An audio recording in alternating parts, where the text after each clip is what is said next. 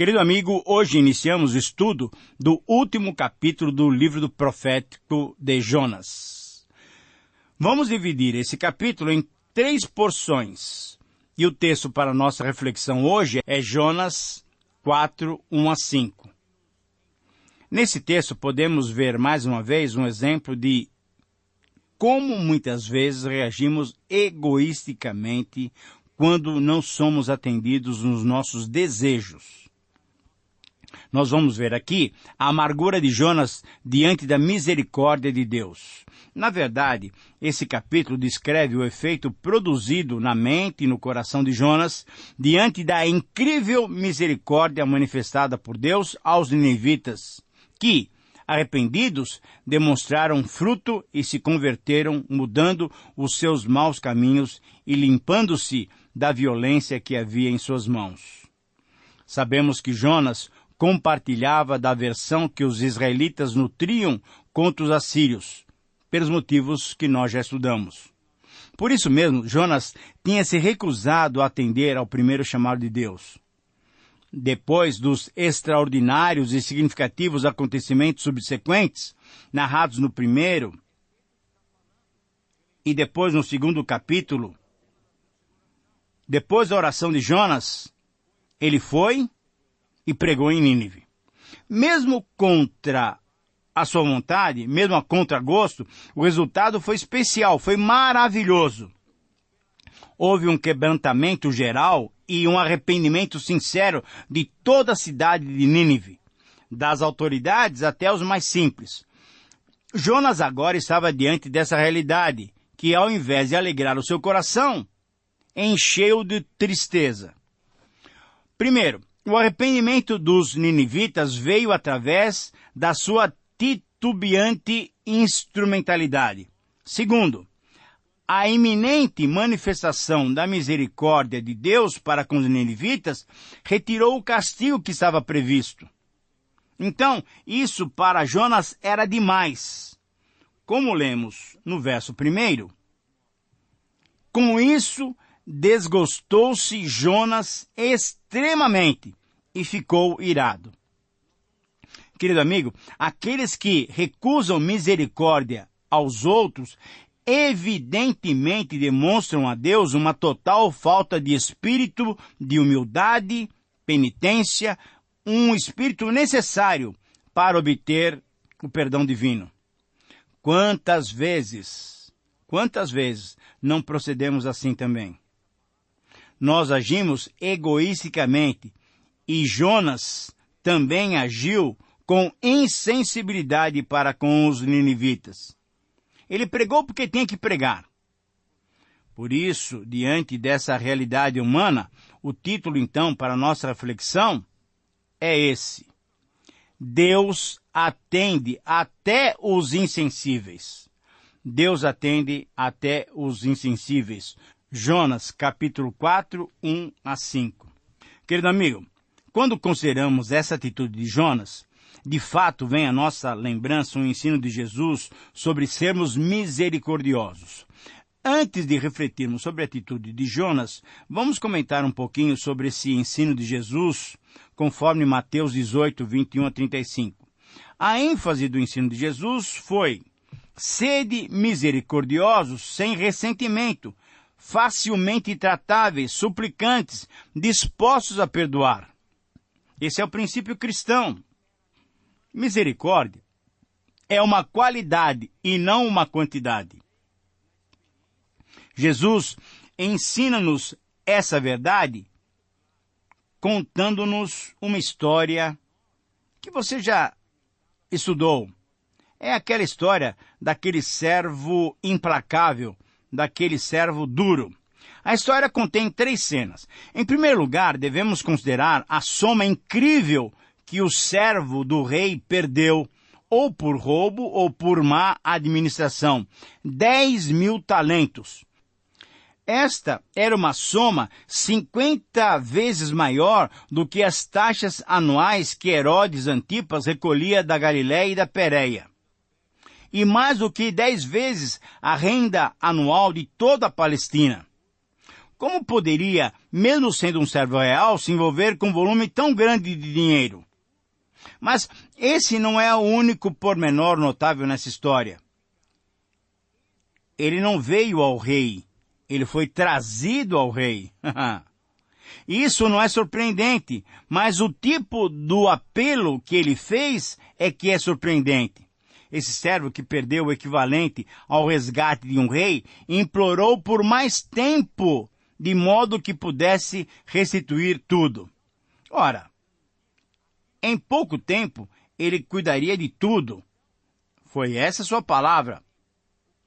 Isso seria impossível, mas ele pediu. Ele estava desesperado, ele queria falar qualquer coisa para não ser condenado. Contudo, isso não é tão surpreendente quanto foi a resposta do rei. Sabe o que o rei falou para ele? O rei o perdoou. Isso foi incrível. Um tratamento muito improvável por parte de um governante oriental. De fato, querido amigo, é uma graça extraordinária. Por isso é uma história incrível, mas as surpresas, espere um pouquinho, elas ainda não terminaram. A segunda cena da história abre-se com o servo maravilhosamente perdoado, deixando a presença do rei. Ele foi libertado de um destino pior do que a morte. Contudo, com a tinta ainda úmida na sua declaração, naquele papel de perdão por milhões, esse servo ingrato, insensato, ele vai saindo do palácio real e avista um colega de servidão, que lhe devia um valor pequeno demais. E aí, ele quase esganou o pobre companheiro, exigindo rudemente dele o pagamento total e imediato. Isso é verdadeiramente incrível, que um homem assim, perdoado, pudesse ser tão incapaz de perdoar o seu companheiro. Não parece sequer tocá-lo que seu devedor apele por misericórdia da mesma maneira que ele tinha pedido para o rei perdoá-lo. É também irônico que, enquanto seu próprio apelo por tempo para pagar aquela sua dívida era tão ridículo, mas quando esse seu amigo pede para perdoar a dívida, ou pede mais tempo também para que pudesse pagá-lo, de fato havia uma possibilidade real de que isso acontecesse. É irônico pensarmos nisso. Enquanto o seu apelo para o rei foi irreal, o apelo do seu amigo para ele era real. Ele poderia pagar o seu débito. Então nós somos levados a imaginar o que estava se passando na mente daquele servo perdoado. Ele estava se alegrando por ter sido tão esperto que escapou do desastre certo. Será que ele não pensou que a situação do seu conservo era bem mais tranquila que a dele? Provavelmente não. A dureza do seu coração o impedia de analisar a situação sendo misericordioso. E a cena, então, muda mais uma vez, pela terceira e última vez. Alguns dos servos do rei testemunharam o ocorrido e ficaram tão admirados com a sua reação que foram contar para o rei, para o seu senhor. E o rei, então, profundamente enraivecido, depois de ser graciosamente magnânimo, chamou de novo aquele servo ofensor. O rei agora o chamou de servo malvado. Veja lá em Mateus 18:32.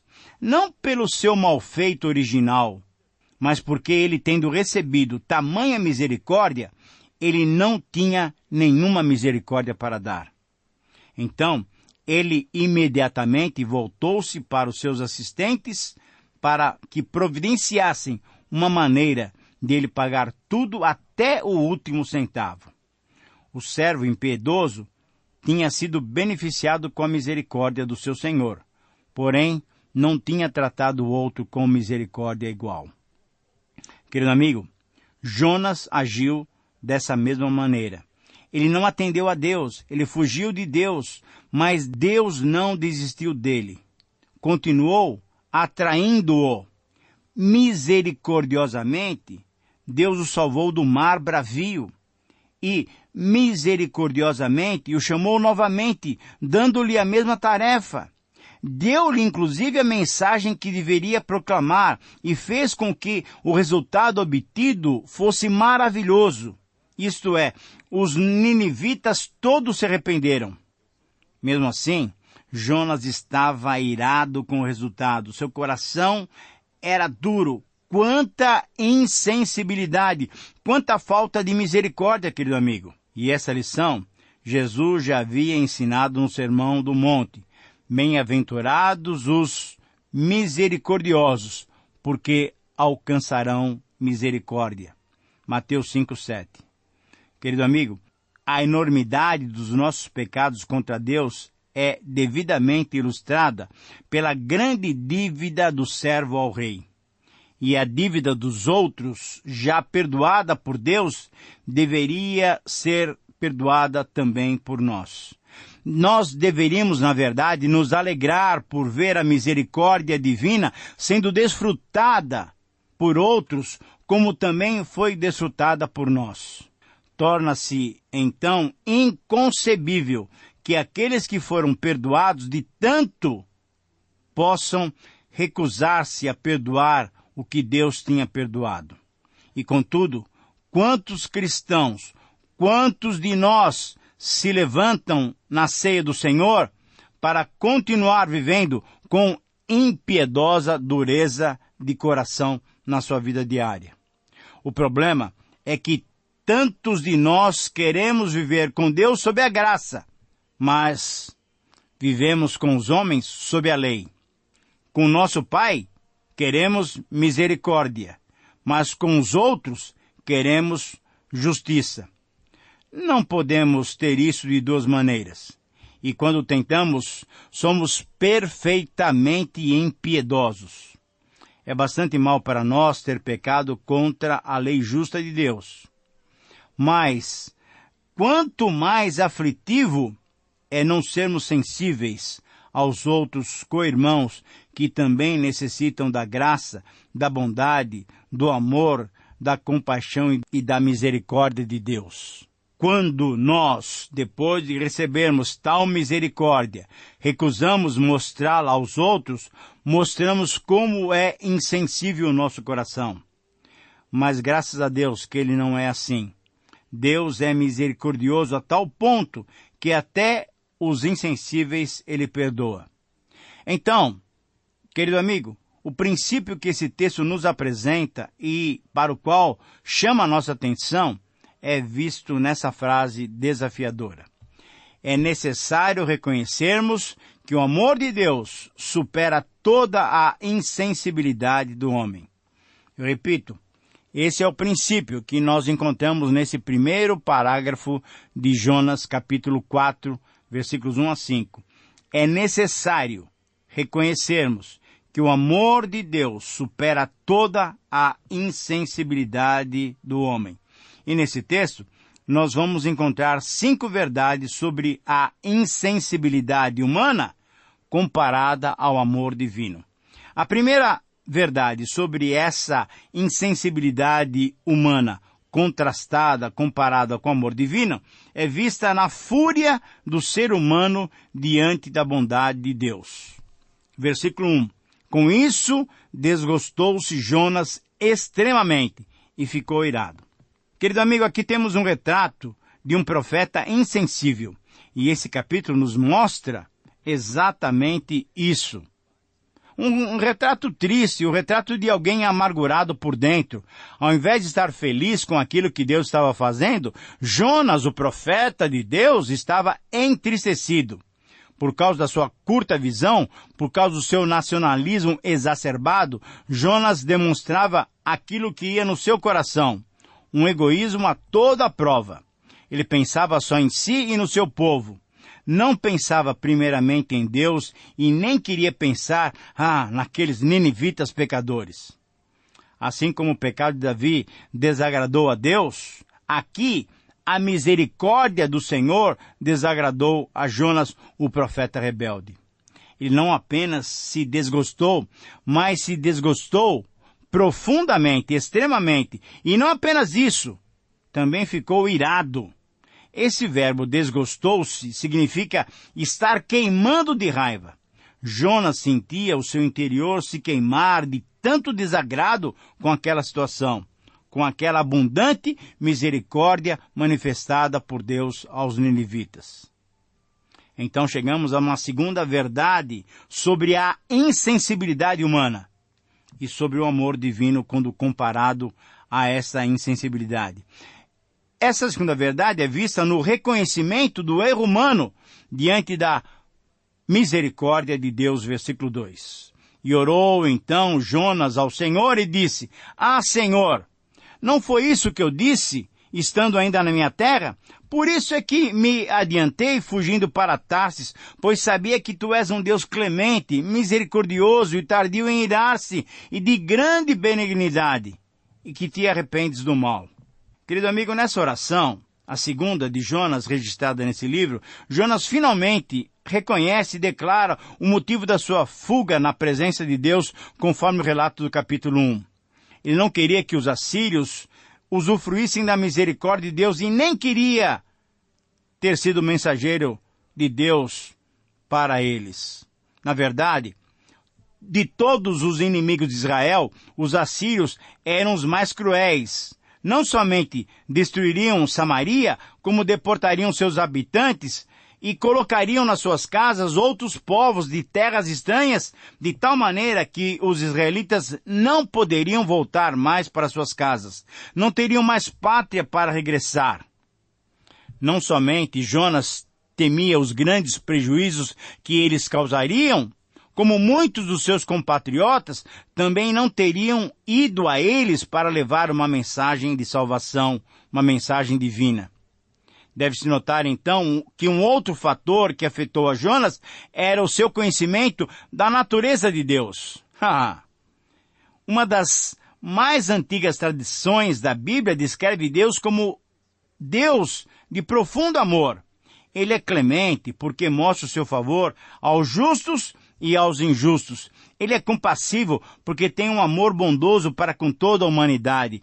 Ele é paciente, isto é, ele é lento em irar-se e de grande misericórdia, porque o seu amor é leal e disposto a redimir o homem do seu pecado e fazer uma nova aliança com ele para todo sempre. Enquanto Deus é amor e agia com amor, Jonas estava errado e era insensível. Então chegamos à terceira verdade sobre a insensibilidade humana e o amor divino, que é visto no pedido ciumento do ser humano. Peço-te, pois, Senhor, tira a minha vida, porque é melhor morrer do que viver. Jonas estava completamente, egoisticamente, olhando apenas para si. Nessa terceira oração, percebemos o velho Jonas do capítulo 1. Seu ciúme era tão grande que preferia morrer do que salvar os ninivitas. A quarta verdade sobre a insensibilidade humana e o amor divino é vista na resposta que Deus dá a essa vazia argumentação humana. E disse Deus: é razoável a tua ira? Com muita paciência, com longanimidade, com compaixão, Deus perguntou isso de uma maneira suave.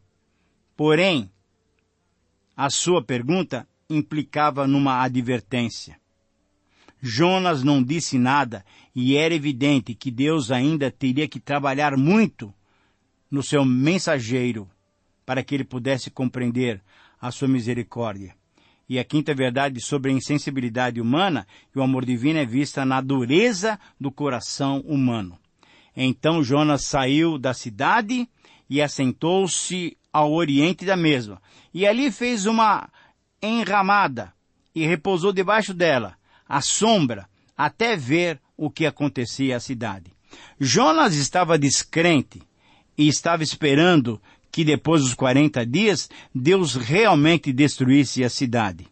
Construiu e se colocou debaixo de um arranjo de galhos e ficou esperando para ver o que acontecia. Jonas estava com seu coração duro e Deus ainda teria que trabalhar muito para mudar o seu coração. Querido amigo, sonde o seu coração. Você tem a mesma atitude de Jonas? Ficaria triste com a felicidade do seu próximo? Como é que vai o seu coração? Você é duro como Jonas ou é misericordioso como Deus? Que o Senhor te abençoe nessa avaliação. Aproveite essa oportunidade para se acertar com o Senhor, esse nosso Deus, que é um Deus de amor.